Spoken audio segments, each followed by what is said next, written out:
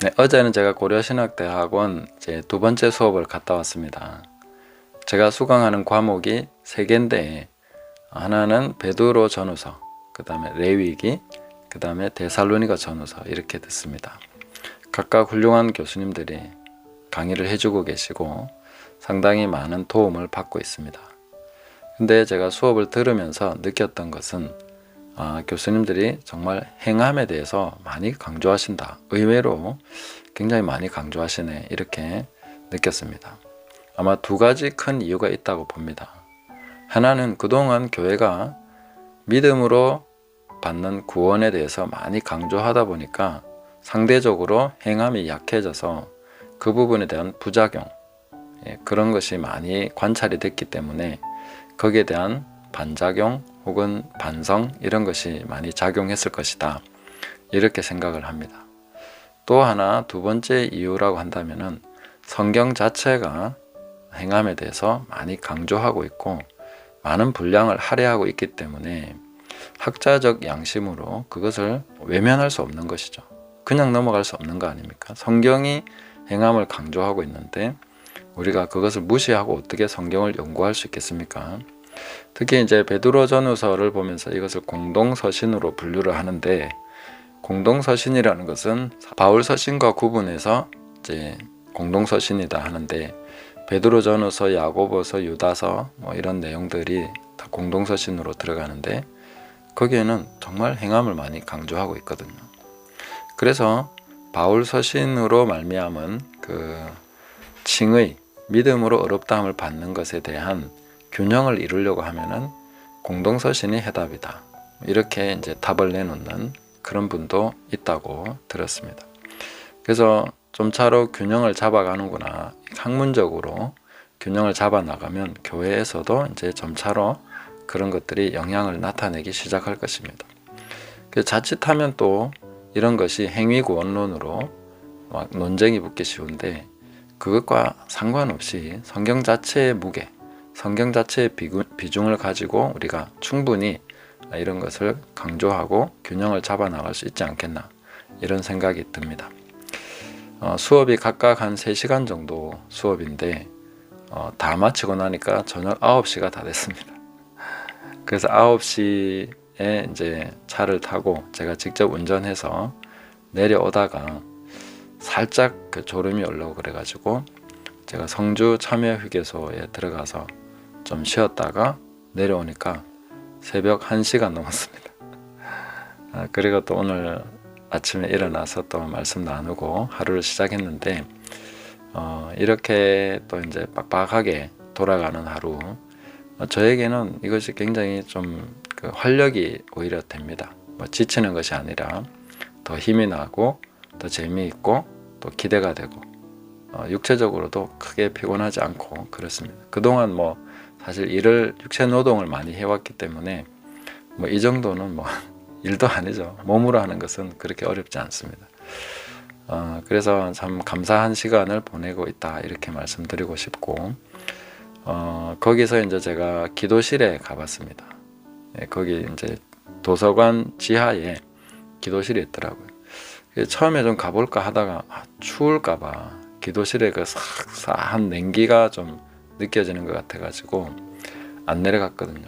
근데 이제 저녁 먹고 잠깐 이제 가봤는데 놀랍게도 기도실은 훈훈하게 계속 24시간 아마 이렇게 난방을 하는 것인가?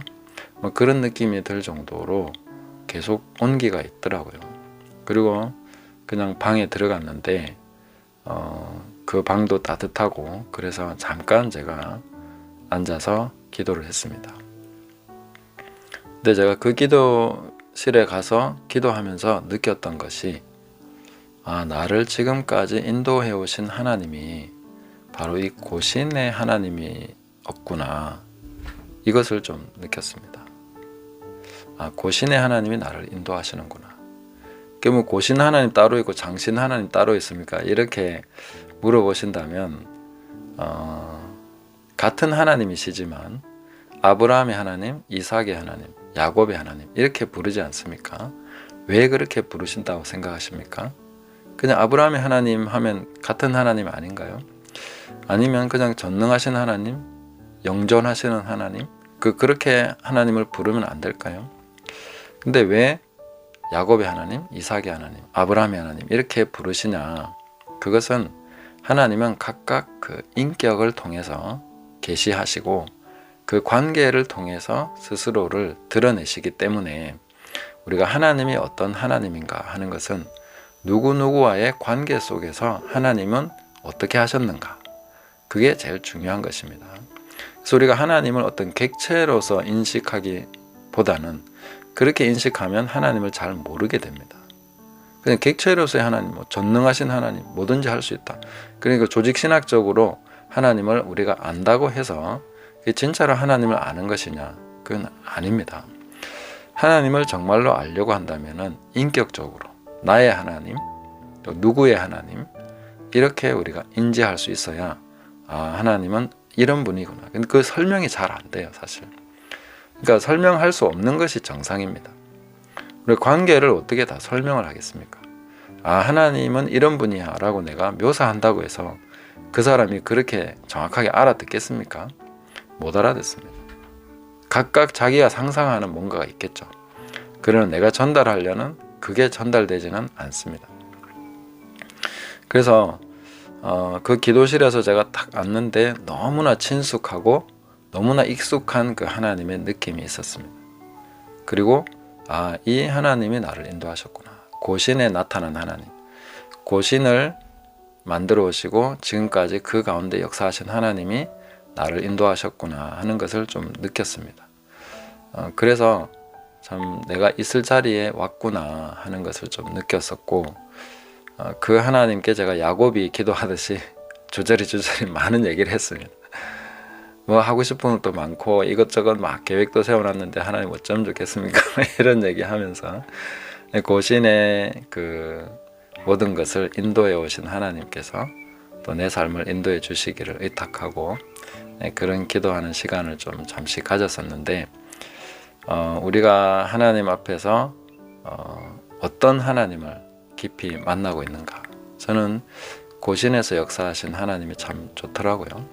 물론 다른 부분에서 또 다른 사람과 함께 역사하시는 하나님 역시 저는 동일한 하나님으로 봅니다. 다르다는 것이 아니라 우리가 인격적으로 만나는 하나님은 좀 그렇다.